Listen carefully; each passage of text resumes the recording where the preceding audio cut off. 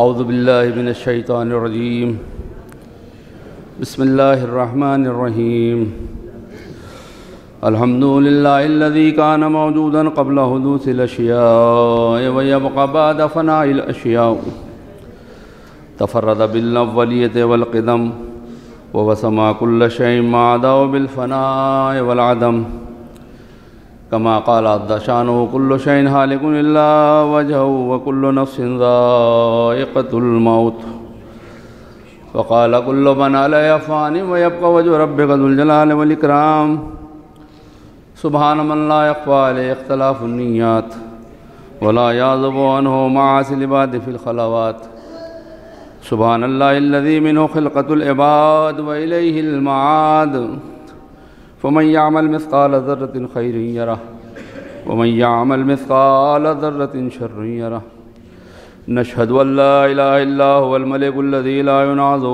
في ملكه ولا يضاد في حكمه يعذب من يشاء بما يشاء كيف يشاء ويرحم من يشاء بما يشاء كيف يشاء تعذيبه المسيء عدل وعفو تفضل ونشهد أن محمدا سيد المرسلين وخير المبشرين والمنذرين صلى الله عليه وآله الهداة المهديين من ركب سفينتهم نجا واعتدى من تخلف عن هذا الله فغرق وهوى أعوذ بالله من الشيطان الرجيم بسم الله الرحمن الرحيم اللهم كل وليك الحجة ابن الحسن صلواتك عليه وعلى آبائه في هذه الساعة وفي كل ساعة وليا وحافظا وقائدا وناصرا ودليلا وعينا حتى تسكنه أرضك طوعا وتمتعه فيها طويلا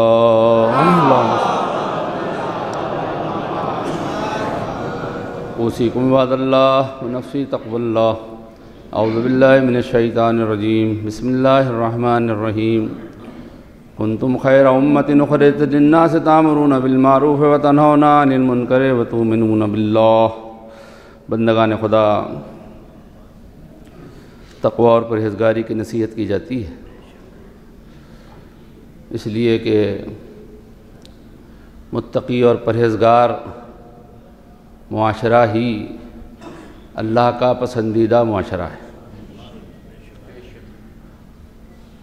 اس نے ہمیں مرد عورت سے پیدا کیا ہے اور ہمارے اندر شاخیں اور قبیلیں بنائے ہیں، اس لیے کہ ہم پہچان لیے جائیں، مگر ان اکرمکم عند اللہ اتقاکم، اس کے نزدیک تو بڑا وہی ہے، صاحب بزرگی وہی ہے، عزت دار وہی ہے کہ جو متقی اور پرہیزگار ہے۔ گفتگو ایک اچھے معاشرے کی تشکیل کے سلسلے میں ہے کہ ہمارا ایک معاشرہ اسلامی معاشرہ ہونا چاہیے۔ اسلامی معاشرے کے لیے سب سے ضروری ہے کہ وہ تمام اخلاق اعلیٰ کہ جو ضروری ہیں ایک اچھے انسان کے لیے، ہر انسان میں وہ پائے جانے چاہیے۔ دنیا میں جب سے تاریخ کا علم ہے، معلوم ہے، یعنی ما بعد تاریخ جو لکھی گئی تاریخ ہے، اس سے جب افلاطون اور ارسطو اور سقراط وغیرہ کے زمانے سے جب سے لکھنے پڑھنے کا وہ اور ہم تک لکھنے پڑھنے کا سلسلہ پہنچا ہے، اس وقت سے کوشش ہو رہی ہے کہ ایک معاشرہ ایسا ہونا چاہیے، ایک سماج ایسا ہونا چاہیے کہ جس کے اندر کوئی بد اخلاقی نہ ہو، اور بد اخلاقی جب ہی ہوگی جب کوئی بد اخلاق اس میں ہوگا، لہذا کوشش کی چاہیے کہ سماج میں کوئی بد اخلاق رہنا نہیں چاہیے۔ افلاطون نے جو اپنی ایک مثالی جمہوریہ تشکیل دینے کی کوشش کی تھی، جو تنقید اور نقد و تبصرے سے تعلق رکھتے ہیں، ان کو اس بات کا علم ہے اور پرانی باتوں میں نظر ہے جن کی، تو اس نے ایک فہرست بنائی تھی اور اس میں یہ کوشش کی تھی کہ بد اخلاق لوگوں کی ایک فہرست ہونی چاہیے، کون کون بد اخلاق ہیں جو بد اخلاقی پھیلاتے ہیں اور سماج کے اندر برائیاں پھیلتی ہیں اور سماج صحیح سے رہ نہیں پاتا، لوگ صحیح سے رہ نہیں پاتے ہیں۔ تو ایک طویل فہرست اس نے بنائی اور بعد میں حکم دیا کہ ان سب کو یہاں سے نکال دیا جائے۔ اس اپنی جمہوریہ سے اس نے ان کو نکلوا بھی دیا تھا۔ اب ظاہر سی بات ہے یہاں موقع نہیں کہ میں پوری فہرست بیان کروں، کسی اور موقع کے اوپر۔ تب بھی اس کا نتیجہ یہ ہوا کہ وہ پھر لوگوں نے احتجاج کیا کہ انہیں کیوں نکالا اور انہیں کیوں نکالا، اور پھر وہ واپس داخل ہوئے تو انہوں نے جو ہے آ کے پھر وہی بات شروع کی اور وہ بات بن نہ سکی، اور نتیجہ یہ ہوا کہ لیکن اسلام چونکہ قیامت تک کے انسانوں کی ہدایت کے لیے آیا، لہذا اس نے ایک ایسا فارمولہ پیش کیا کہ جو قیامت تک اگر کوئی انسان اس پہ عمل کرے تو با اخلاق رہے گا، اور سارے انسان مل کے عمل کریں تو سب با اخلاق ہوں گے۔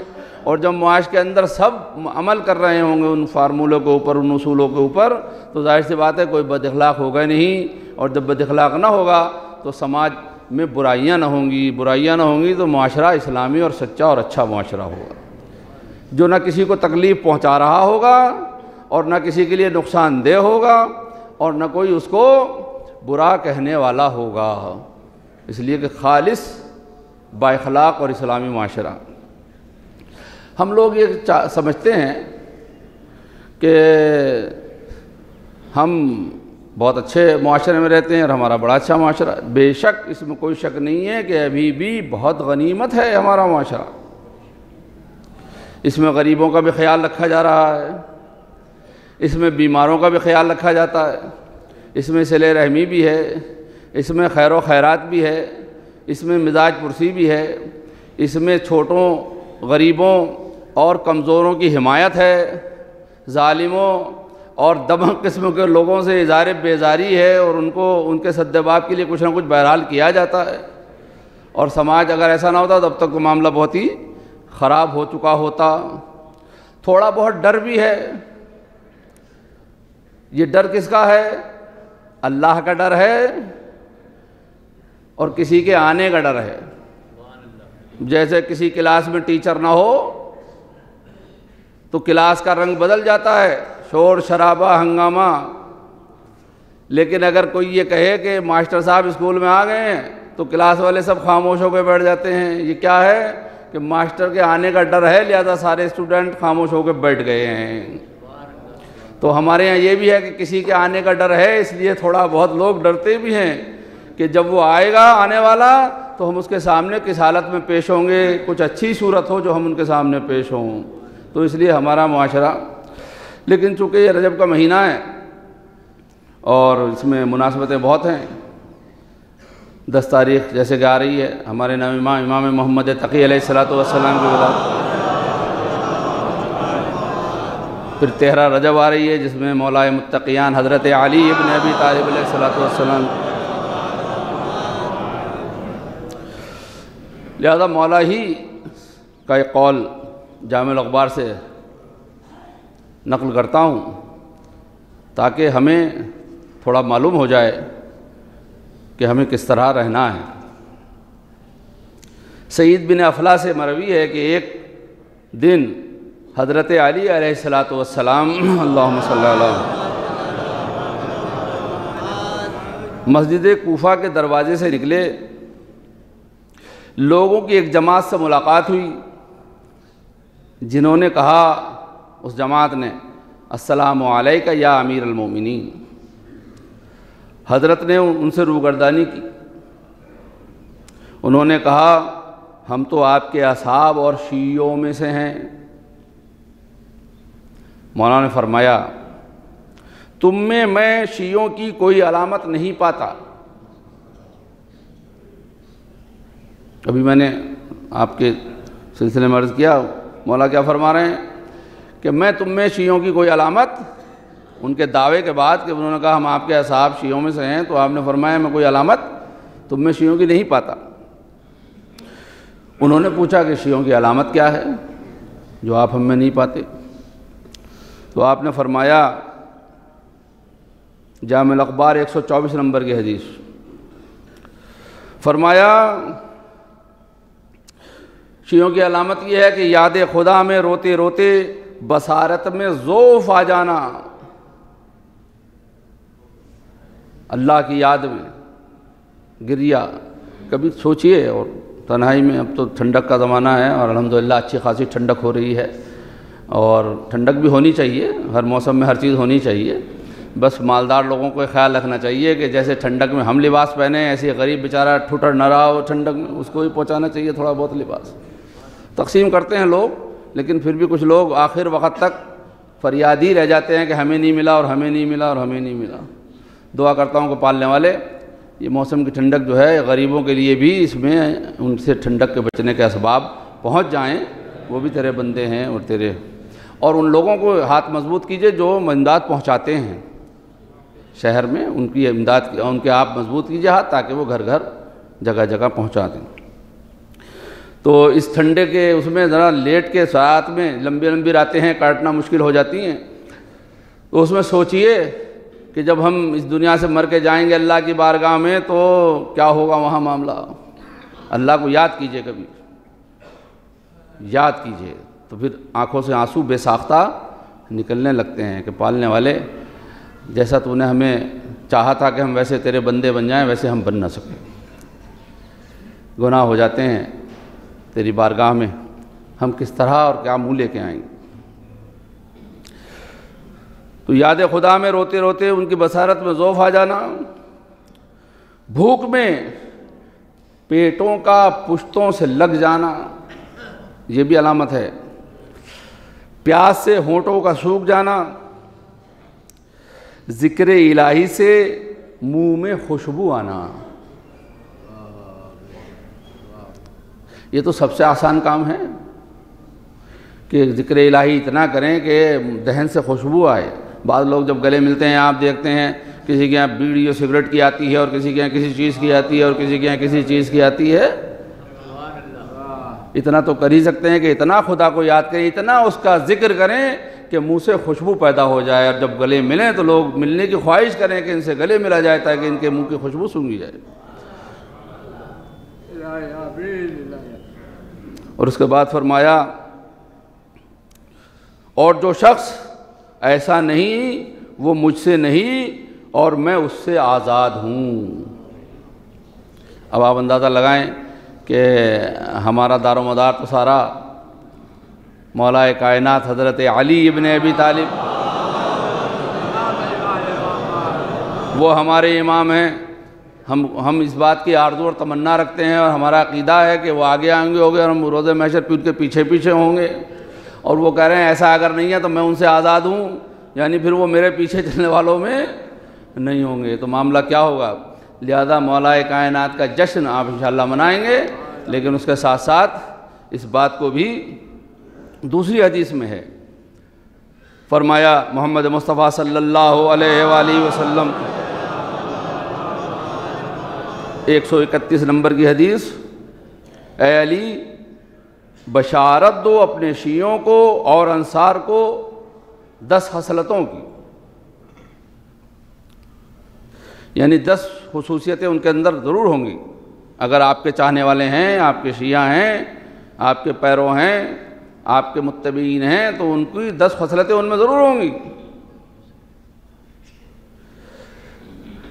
ان کو بشارت دو طیب الولد ہونے کی. علی کی محبت جس دل میں ہوگی وہ طیب الولد ہوگا، پاک ہوگا، علی کا چاہنے والا. دوسرے حسن ایمان، تیسرے محبت خدا اس کے اندر پائی جاتی ہوگی. چوتھے قبور کی کشادگی، جب وہ قبر میں جائے گا تو اس کی قبر کشادہ ہوگی. پانچویں صراط پر چہرے کا نورانی ہونا، پل صراط پر اس کا چہرہ نورانی ہوگا، ایسا لگے گا جیسے کہ برق ہے کہ جو گزر گئی پل صراط سے، جب علی کا چاہنے والا گزرے گا.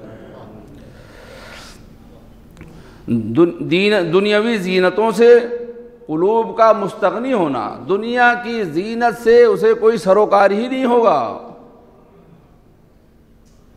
جو دنیا میں زینت کے اسباب ہیں اس سے اس کا کوئی مستغنی ہوگا، بالکل اس کی کوئی پرواہ نہیں ہوگی اس کو. بس اسے تو وہی زینت چاہیے جو پل صراط پہ گزارنے والی ہو، قبر کو کشادہ کرنے والی ہو. اور کیا خصلت ہے ان کے اندر؟ ان کے دشمنوں سے خدا کا دشمنی کرنا. علی کے چاہنے والے، مولا کے چاہنے والے جو ہیں، ان کے جو دشمن ہیں اس سے خدا دشمنی کرتا ہے ان سے. اب آپ کو میں یہ مدعا سنانا چاہتا ہوں کہ آپ کو چاہے کوئی کتنا ہی مٹانے کی کوشش کرے، اس لیے کہ دشمنی میں تو مٹانے کی کوشش کرے گا، آپ کو چاہے کوئی کتنا بھی مٹانے کی کوشش کرے، آپ کے معاملات خراب کرنے کی کوشش کرے، آپ کو پریشان کرنے کی کوشش کرے، آپ کو کتنا بھی کوئی کسی بھی سخت حالات میں لے جانے کی کوشش کرے، لیکن اگر آپ علی کے چاہنے والے ہیں تو آپ کے دشمن سے اللہ دشمنی کرے گا. اور دنیا میں سب سے جیت سکتا ہے انسان، اللہ سے کوئی جیت نہیں سکتا.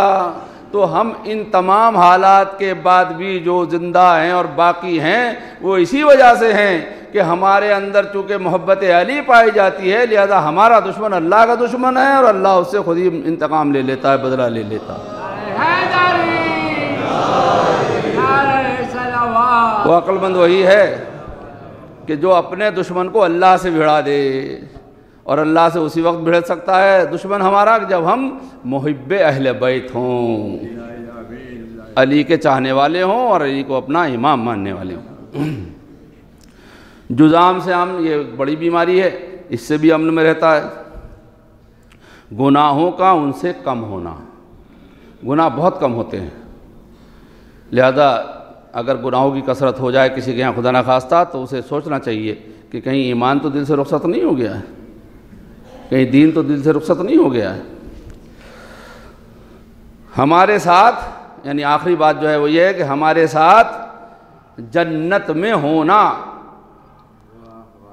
جو علی کا شیعہ ہے، جو علی کا چاہنے والا ہے، جو ان کا نصرت کرنے والا ہے، اس کا آخری اور انجام یہ ہے کہ وہ پیغمبر کے ساتھ جنت میں ہوگا. یہ صورتحال ہے. تو ہمیں ایک معاشرہ اچھا بنانے میں کتنے فائدے ہیں، اور اس کے لیے کچھ بھی نہیں کرنا ہے، بس یہ کرنا ہے کہ ہمیں محمد و آل محمد کے اسوہ حسنہ پر چلنا ہے اور اس پر عمل کرنا ہے، اور باقی ساری باتیں اللہ کو کرنا ہے، وہ سب ہمارے ساتھ ہوتی چلی جائیں گی.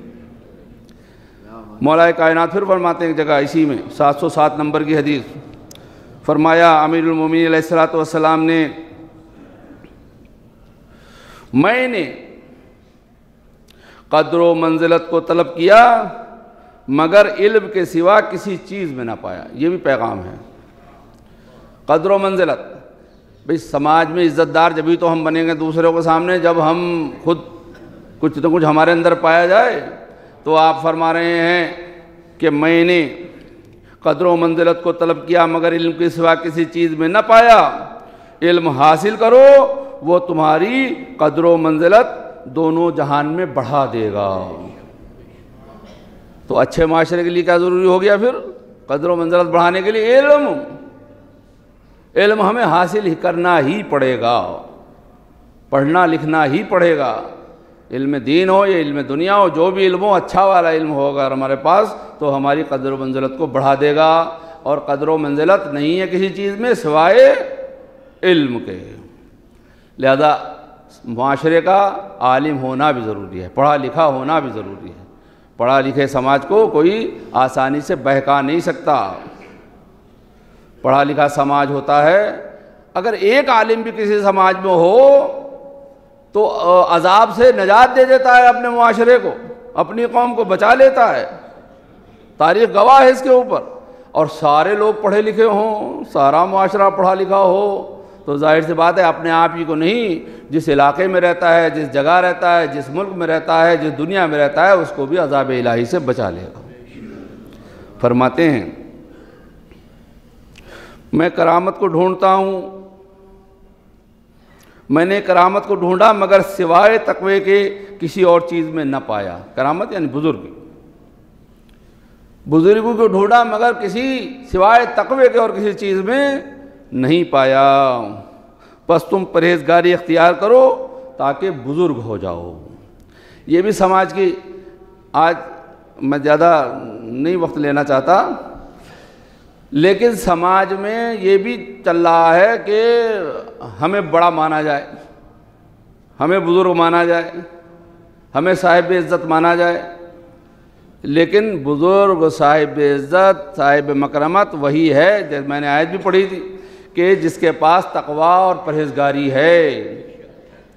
بچہ بھی اگر ہے، کم سن بھی اگر ہے، نوجوان بھی اگر ہے اور متقی اور پرہیزگار ہے تو وہ بزرگ ہے، اور 60 سال کا بڈھا، 70 سال کا بڈھا بھی ہے اور تقوی اور پرہیزگاری اس کے اندر نہیں ہے تو وہ بزرگ نہیں ہے، وہ عزت والا نہیں ہے۔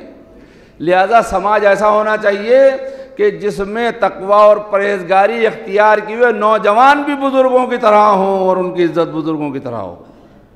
تقوی اور پرہیزگاری میں بزرگی ہے۔ پھر فرماتے ہیں، میں بیچ سے چھوڑتا ہوں، میں نے مدح کو ڈھونڈا، تعریف کو، میں نے مدح کو ڈھونڈا مگر سوائے سخاوت کسی اور چیز میں نہ پایا، پس تم سخی ہو تمہاری تعریف ہوگی۔ اب سماج کو اگر لائق تعریف بنانا ہے یا مجھے اپنے آپ کو لائق تعریف بنانا ہے تو سخاوت سے تعریف ہوگی، سخاوت کرنے سے۔ خالی کسی پہ روب، دبدبا، زبردستی کہنے سے میری تعریف ہونے والی نہیں ہے۔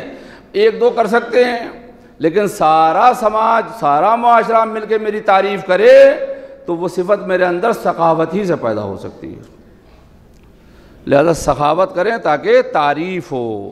سخی کی تعریف ہوتی ہے، سخی کی تعریف اللہ بھی کرتا ہے، اور شیطان کنجوس سے خوش ہوتا ہے اور سخی سے پریشان ہوتا ہے۔ حتیٰ کہ کافر بھی اگر سخی ہے تو شیطان کو اس سے تکلیف ہے، اور مومن اگر کنجوس ہے تو شیطان اس سے خوش ہو رہا ہے، بچے جائے کہ وہ مومن ہے۔ اور شیطان کہتا بھی ہے کہ سخی کافر سے مجھے اس لیے پریشانی ہے کہ وہ اپنی سخاوت کی بنیاد پر جو صفت اس کے اندر پائی جاتی ہے، کبھی ایسا ہو سکتا ہے کہ وہ کفر چھوڑ کے ایمان اختیار کر لے۔ اور کنجوس مومن سے مجھے اس لیے پریشانی نہیں ہے کہ وہ اپنی کنجوسی کی بنا پر کبھی ایسا ہو سکتا ہے کہ اپنے ایمان کو بھی چھوڑ دے۔ لہذا ہمیں چاہیے کہ ہم سخی ہوں۔ سخاوت، دیکھیے خمس نکالنا یہ واجب ہے، زکوٰۃ نکالنا یہ واجب ہے، فطرہ نکالنا یہ واجب ہے، اور سخاوت اپنے بچے ہوئے مال سے لوگوں کی مدد کرنا۔ جو سرمایہ ہم نے اپنے لیے محفوظ کر لیا ہے، بچا کے رکھ لیا ہے، ایک طرف الماری میں رکھا ہے، اس طرف اس طرف کہیں یہاں وہاں جہاں بھی رکھا ہے، اس میں سے نکال کے نئے نئے نوٹ دینا ضرورت مندوں کو، شادی بیاہ میں، اس میں دوا علاج میں، بیماری میں، جو جیب میں سے آ گیا اب اس میں چھانٹنا نہیں ہے، دیکھنا نہیں ہے، ارے بھائی اللہ کی راہ میں جا رہا ہے جانے دو، یہ ہمیں واپس مل جائے گا۔ یہ سخاوت ہے۔ کوئی پریشان حال ہمارے محلے میں ہمارے وجہ سے، ہمارے ہوتے ہوئے نہیں ہونا چاہیے۔ کوئی بغیر علاج کے ہماری وجہ سے یہ نہ ہو کہ ہم نے پیسہ نہیں دیا تو یہ مرنا جانا چاہیے، یا دوا علاج کی وجہ سے مرض نہ ملنے کی وجہ سے بڑھنا جانا چاہیے۔ ایسا نہیں ہونا چاہیے، ہمیں دینا چاہیے۔ جب معصوم فرما رہے ہیں کہ تعریف ہوگی تو تعریف سماج میں نہیں ہوگی، اللہ کی نظر میں بھی ہم لائق تعریف ہو جائیں گے اگر سخی ہوں گے۔ لہذا ہمیں سخاوت جیسی صفت کے اوپر بھی عمل کرنا چاہیے۔ آپ کو معلوم ہوگا کہ جس نے جناب موسیٰ کی قوم کو بہکایا تھا، سامری، اس کو اللہ نے چھڑوا دیا تھا۔ ساری قوم کو قتل کرا دیا تھا مگر اس کو چھڑوا دیا تھا۔ جبریل سے کہا کہ اس کو چھوڑ دو، تو جناب موسیٰ نے کہا اسی نے تو سب کو بہکایا اور میں اسی چھوڑ دوں؟ تو فرمایا اللہ نے کہ اس کی ایک صفت ایسی ہے کہ جس کی وجہ سے ہم اسے معاف کیے دے رہے ہیں اتنے بڑے گناہ کو۔ کہا وہ کیا صفت ہے؟ کہا یہ سخی ہے، سخاوت کرتا ہے، اس لیے اسے معاف کر دیا جائے۔ تو ظاہر سی بات ہے سخی اگر ہے انسان تو بڑے سے بڑے گناہ اس کے معاف ہو جائیں گے۔ اور یہ تو رجب کا مہینہ ہے، اس میں تو وہ سخی دنیا میں آیا جو ایک روٹی کے عوض اونٹوں کی قطار سائل کو دے دیتا ہے۔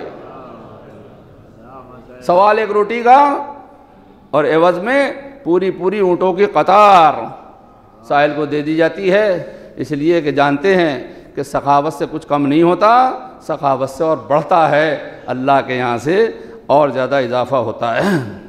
اعوذ باللہ من الشیطان الرجیم، بسم اللہ الرحمن الرحیم، والعصر ان الانسان لفی خسر الا الذین آمنوا وعملوا الصالحات وتواصوا بالحق وتواصوا بالصبر۔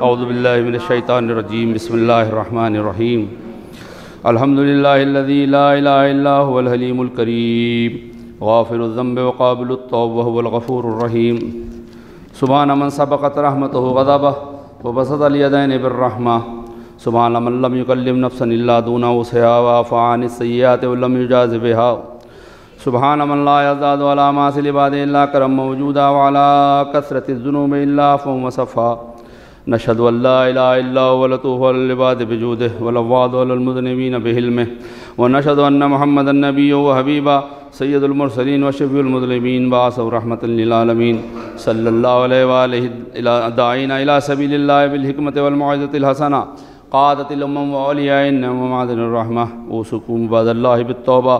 اعوذ باللہ من الشیطان الرجیم، بسم اللہ الرحمن الرحیم، قل یا عبادی الذین اسرفوا علی انفسہم لا تقنطوا من رحمۃ اللہ ان اللہ یغفر الذنوب جمیعا انہ هو الغفور الرحیم۔ بندگان خدا، نصیحت کی جاتی ہے توبہ۔ توبہ انسان کو گناہوں سے پاک کر دیتی ہے اور اللہ کا مقرب بنا دیتی ہے۔ یہ ماہ رجب، اتنی اس میں عبادتیں ہیں، اتنی عبادتیں ہیں، آپ نے پہلی رجب کو سنی ہوں گی اور دوسری کتابوں میں پڑھی ہوں گی کہ اگر انسان اپنے آپ کو بخشوانا چاہے تو اس ماہ رجب میں بخشوا سکتا ہے، کیونکہ بخشش کے لیے ایک لمحہ کافی ہے۔ اگر صدق دل سے اللہ کی بارگاہ میں توبہ کرے، توبۃ النصوح آپ نے ابھی سنائی، تو اللہ فوراً معاف کر دیتا ہے، فوراً، اس کے یہاں کوئی دیر نہیں ہوتی ہے، مگر توفیق ہو جائے بس توبہ کی۔ تو یہ ماہ رجب جو ہے وہ ہمیں تشویق دلاتا ہے کہ ہم اللہ کی بارگاہ میں اپنے گناہوں کی توبہ کریں۔ میں نے جیسے عرض کیا، 10 رجب ولادت امام محمد تقی علیہ الصلاۃ والسلام، 10 رجب 155 ہجری، اور 13 کو مولا کائنات کی ولادت بسعادت ہے۔ آپ حضرات جشن مناتے ہیں، نظریں کرتے ہیں، 13 کی رات اور دن کے فضیلت بھی بہت ہے، پھر 14 اور 15 کی بھی فضیلت ہے، شب 15 کی بھی فضیلت ہے، اور اسی میں عمل ام داؤد بھی ہے۔ 13، 14 اور 15 روزے رکھے جاتے ہیں، چونکہ اگلا جمعہ 14 کو ہوگا، لہذا آپ اگر کوئی عمل ام داؤد کرنا چاہے تو 13، 14 کا روزہ ہوگا اس کا، اور 15 کو پھر روزہ رکھے گا، اور پھر 15 کے دن وہ عمل ہوتا ہے۔ عمل ام داؤد بہت پیارا عمل ہے، اور اللہ کی بارگاہ میں عمل کرنے والے کافی رتبہ اور مرتبہ پا لیتے ہیں، لہذا وہ عمل بھی کیجئے آپ۔ تمام مشکلات، پریشانیاں اس کے بارے میں لکھا ہوا ہے، تو وہ انشاءاللہ اگلے جمعے میں جو ایسا بھی ہوگا وہ بیان کر دیا جائے گا کہ اس کا طریقہ اور وغیرہ۔ لہذا ہم عمل ام داؤد بھی کریں، 13، 14، 15 میں روزے رکھیں، ان کی عبادتیں کریں، اور خاص طور سے 13 کو مولا کا جشن منائیں، بناتی ہیں ہم۔ اور اب میں اس جناب کی موجودگی میں بات کہہ رہا ہوں، اب ہم یہ دیکھ رہے ہیں کہ ہم جب یہاں لکھنؤ آئے تھے پڑھنے 85، 86 میں، تو بڑے اچھے جشن ہوتے تھے، بڑے مرکزی، اور خود آقائے شریعت اعلی اللہ مقاموں کی محفل میں نے تحسین کی مسجد میں سنی ہے۔ اس کے بعد ڈاکٹر کلوی سعید صاحب اللہ مرحوم نے وہ محفل پڑھی، بڑی اعلیٰ اور اچھی طریقے سے وہ محفل ہوتی تھی، پتہ نہیں ہوتی کہ نہیں ہوتی، مجھے نہیں معلوم ہے کہ وہاں کیا صورتحال ہے، لیکن وہ بہت سنا ہے کہ پہلے تو بہت ہی اہتمام سے ہوتی تھی، اور پورے شہر میں اس محفل کا انتظار اور چرچا ہوتا تھا۔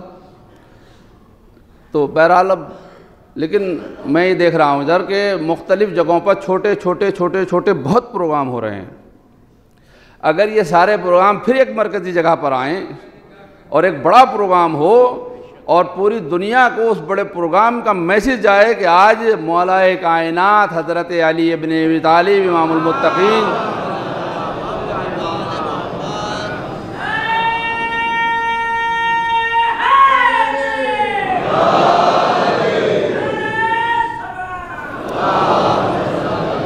کی ولادت باسعادت چھٹی ہوتی ہے اسکولوں میں، لیکن یہ اب کی ٹھنڈک کی وجہ سے ہو سکتا ہے کہ ٹھنڈک میں بند رہے ہیں اسکول، تو جیسے اور لوگ یہ کر رہے ہیں کہ وہ اپنے اپنے جو بھی چھٹیاں ہوتی ہیں کسی بڑے اس کی وجہ سے، تو اس کا تعارف اسکولوں میں ہو رہا ہے، چھٹی نہیں دے رہے ہیں۔